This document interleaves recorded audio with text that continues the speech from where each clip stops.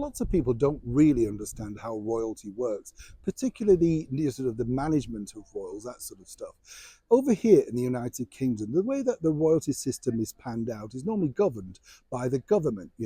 They will suggest to the British monarchy that it could be possibly time for a visit to this country, that country, or attend a certain conference, that sort of stuff.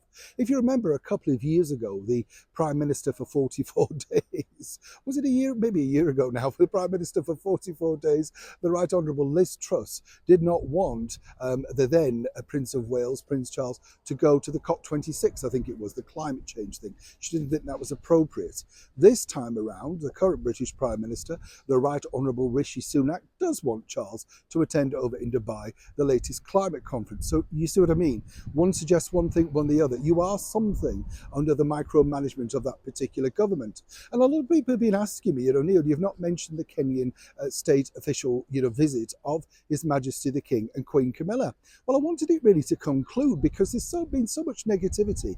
But I have to say, over here in the British press, a lot of positivity. And over in the sister channels that we know in Kenya and television over in Africa, very, very warm welcome. So how did His Majesty the King and Queen Camilla do? As ever, let me explain.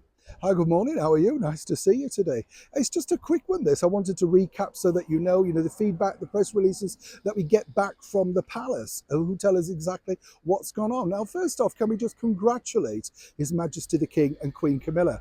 I don't know about you, but all those engagements in 4 days, I'd need a 4-week holiday. I don't know, they're up early, they're working late, they're meeting dignitaries. People might say that's the job. Yes, it is. But let's not forget they are in their mid-70s.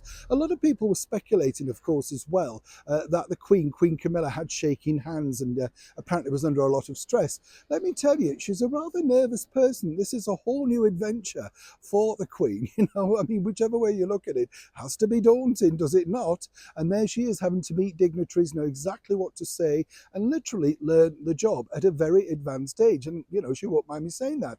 Let's also take into account that they took 8 hours and 40 minutes to fly from London, albeit in very sumptuous comfort, I know, but on a plane over to Kenya to start that visit.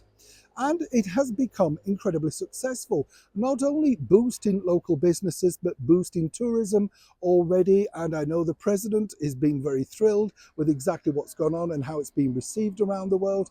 And I thought, as ever, His Majesty the King took the right tone with the repatriation stuff and all that kind of stuff. Whichever way you think, there's never an answer the right or a wrong way, is there? But they try their best. And I think that's the only thing, you can say.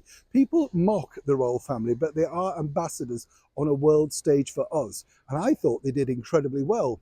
Of course, there's always some pithy plastic person that wants to be cruel about certain things, and one of them in particular decided to highlight the red carpet scenario, literally of the fact that His Majesty and Camilla had red carpet down while walking on this particular surface. Let me tell you, that was under the instruction of the government over there. It's not a request from the British monarchy. It's up to them how they want to enter into certain buildings. They're just advised to be careful, wear these shoes, this could be a bit wet, that type of thing. There's not really that much great detail into it.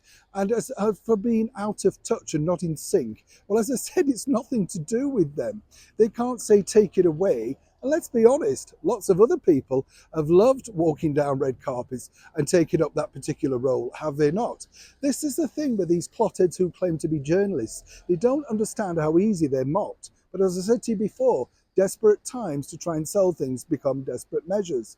Finally, let me know, did you feel that His Majesty the King and Queen Camilla did a wonderful job representing us here in the United Kingdom and the Commonwealth, and no doubt the rest of the world, on their very first official state visit?